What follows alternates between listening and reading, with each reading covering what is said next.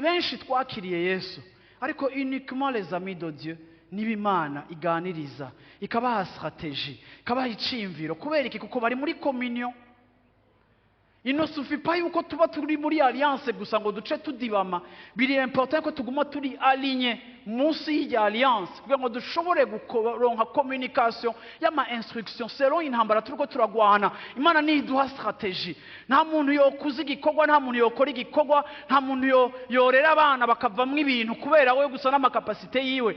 Ivyo ni bya bindi bizana deception uvuga ngo niki ntabakoreye. Effectivement nuko wibaje ko wewe byose ubishobora, ariko iyo ufise Imana nk'umugenzi iraguha strategy ku mwana uwo ari we wese no kucukwiye gukora, kandi wayizigira ikaguha ubwenge, kuko kenshi dukora ivyo twakorewe ariko hari ivyo utazi. Ivyo wakorewe wewe warezwe muri 70, aba bana bariko baregwa muri 2021 frère na sister, ni nandi manivo ya revelation, nandi manivo ivyo barimo we ntuvyumva. Wirirwa widoga ariko kwidoga ntibibahindura, bararengana ukidoga bakinda ngo hengene cambaye, ngo hengene cicaye, ngo hengene kijya.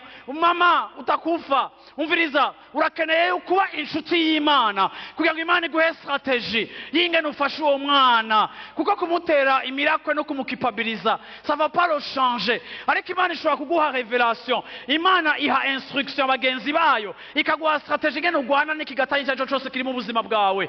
Umviriza nakubwire ngo iyi Imana yacu iravuga, iyi Imana yacu irashoboye, iyi Imana yacu irakora. Yesu ashimwe cyane.